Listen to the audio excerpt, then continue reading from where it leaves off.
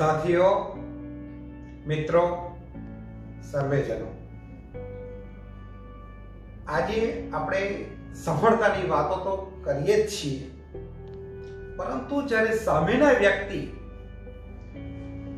આપણી સફળતા જો પચાવી ના શકે તો આપણી નિંદા કરે, આપણી ઈર્ષ્યા કરે અને કટુ વચન પણ બોલે મિત્રો, તે વખતે સિમ્પલ વસ્તુ છે કે એમને માફ કરી દેવા જોઈએ. તો આજનો ટોપિક એ લઈને આવ્યો છું આ વેબિનારમાં, ફોરગેટ એન્ડ ફોરગીવ. મિત્રો, યાદ રાખો, જિંદગીની અંદર હંમેશા સારા માણસની જ નિંદા થાય છે, પરંતુ આપણે આપણી રીતે જે પણ કામ કરતા હોય, જે પણ સેવા કરતા હોય, જે પણ બિઝનેસ કરતા હોય, એ આપણી રીતે આપણી લાઈન લાંબી કરવાની છે. નિંદા કરનારને કોઈ જવાબ આપવાના નથી. આજે મારે તમારી સામે એવી જ એક વાત રજૂ કરવી છે કે ગ્રીસ દેશની અંદર પેરિક્લિસ નામનો એક ફિલસૂફ થઈ ગયો.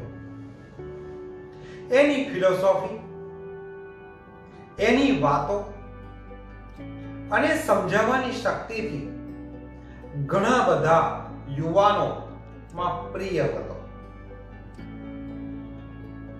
ભાઈઓ, બહેનો, જ્યારે કોઈ પણ વ્યક્તિ કોઈને વધારે પ્રિય હોય ને, તે બીજા લોકોને ગમતું નથી હોતું. યાદ રાખજો. વારંવાર લોકો એને મળવા આવે, એની પ્રશંસા કરે. એક દિવસ એક માણસ પેરિક્લિસને ગાળો દેવાનું શરૂ કર્યું. પેરિક્લિસ એના ઘરે રાત્રે જતો હતો. આ માણસ એની પાછળ ગાળો દેતા દેતા ઘર સુધી આવ્યો. જ્યારે પેરિક્લિસનું ઘર આવી ગયું, ત્યારે એને એના પુત્રને બોલાવ્યો અને એને કહ્યું કે સરસ પાણી, ઠંડુ, વ્યવસ્થિત પીવાનું પાણી લાવો અને ફાનસ સળગાવીને લાવો. જ્યારે એનો દીકરો આવ્યો ત્યારે પેરિક્લિસે કહ્યું કે આ માણસ ગાળો દેતા દેતા થાકી ગયો હશે, એને પાણી પીવડે અને ફાનસ લઈને એને મૂકવા માટે રાત્રે જા. સાથીઓ, આપણે આ જ શીખવાનું છે. કોઈ પણ જવાબ ના આપ્યો, એને પાણી પીવડાયું અને ઘરે મૂકવા માટે મોકલ્યો. જે માણસ ગાળો દેતા દેતા આવ્યો, એને પોતાને અહેસાસ થયો કે મારી ભૂલ થઈ ગઈ છે, એને માફી માંગી. ત્યારે ફિલસૂફે કહ્યું કે તારી આ જે ભૂલ છે ને, એ ભૂલ તો અત્યારે માફ છે, પણ ભવિષ્યમાં આવી ભૂલ ન કરતો. મિત્રો, આપણે આ જ શીખવાનું છે, ફોરગેટ એન્ડ ફોરગીવ. જે માણસો આપણી નિંદા કરે છે ને, એને જો શોધવા હોય ને, તો એ લોકોના મોબાઈલના બિલ વધારે જ આવતા હશે, કારણ કે બીજાની સાથે કુથલી કર્યા જ કરે. આપણે જ્યારે સમાજની અંદર કોઈને કોઈ સંબંધો બાંધીએ છીએ ને, ત્યારે એ સંબંધોને નિભાવવા જોઈએ. જેમ રસ્તા ઉપર આવન જાવનના નિયમો હોય છે, એ જ પ્રમાણે સંબંધોની અંદર લાલન પાલનના પણ નિયમો છે. બંને વ્યક્તિએ પોતાના સંબંધો મજબૂત બનાવવા માટે બીજા લોકોના દોષને ધ્યાનમાં ન લેવા જોઈએ. તમારા વિશે કટુ વચન બોલે તો એને પણ ધ્યાનમાં ન લેવા જોઈએ. એક વખતની વાત તમારી સાથે શેર કરો મિત્રો,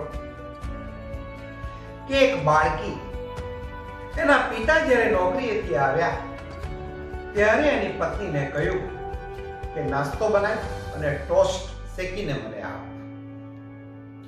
પત્ની થાકેલી હતી, પરંતુ પતિએ કહ્યું એટલા માટે ટોસ્ટ તૈયાર કરવા માટે શરૂઆત કરી. થાકને કારણે કે ગમે તે કારણોસર ટોસ્ટ બળી ગયા. એક પ્લેટની અંદર બળેલા ટોસ્ટ મૂક્યા, ફ્રૂટ્સ મૂક્યા, જેલી બધું જ મૂક્યું. પતિએ નાસ્તો કરવાની શરૂઆત કરી અને એવું પણ કહ્યું કે હું થાકેલો છું, સાંજે ડિનર નહીં લઉં. બાળકી શાંતિથી જોયા કરતી હતી.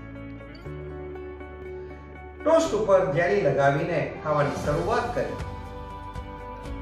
થોડા વખત પછી પત્નીએ સામેથી પતિને કહ્યું કે મને માફ કરી દો, મારાથી બળેલા ટોસ્ટ તમને અપાયા છે.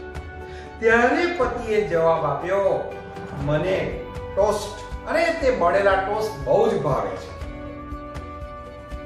મિત્રો, બાળકી આ સંવાદ સાંભળતી હતી. સાંજે જ્યારે દરેક જણ રાત્રે સુવા માટે એમના રૂમમાં ગયા, ત્યારે બાળકી ગુડ નાઈટ કહેવા માટે ફાધરના રૂમમાં ગઈ. પરંતુ બાળકીના મગજમાં વિચાર હતો કે પપ્પાને બળેલા ટોસ્ટ તો ભાવતા નથી. મિત્રો સાંભળજો બરાબર. બાળકીએ ફાધરને પૂછ્યું કે પપ્પા, ખરેખર તમને બળેલા ટોસ્ટ ભાવતા હતા? ત્યારે ફાધરે કહ્યું કે દીકરા, તારી મમ્મીએ મારા માટે થાકેલી હોવા છતાં પણ ટોસ્ટ બનાવ્યા અને તે બળી ગયા. ફક્ત એને બળેલા ટોસ્ટ જ આપ્યા છે, બીજી તો કોઈ ભૂલ નથી કરી ને. જ્યારે એની સામે હું દિવસનો મોટો ભાગ બહાર રહું છું, તમારી કાળજી લઈ શકતો નથી, મને આના જેવું સારું જમવાનું બનાવવાનું આવડતું નથી, તો તારી મમ્મીના આવા નાના દોષ મારે ન જોવા જોઈએ, એને માફ કરવા જોઈએ. મિત્રો, મારે આજે તમને આના માધ્યમથી એ કહેવું છે કે આપણા ઘરની અંદર પણ કોઈ ફેમિલી મેમ્બરના નાના નાના કંઈ ભૂલ થતી હોય, કાંઈક એ લોકોના દોષ અવગુણ આપણને કોક વખતે હર્ટ કરતા હોય, don't give much importance to all these things, but forget and forgive. મિત્રો, આને ધ્યાનમાં રાખજો. બીજાના દોષ નથી જોવાના, આપણા દોષ હોય એને દૂર કરવાના છે. હસીને એની ભૂલ એને માફ કરી દેવાની છે અને સંબંધો જાળવવાના છે. Thank you very much.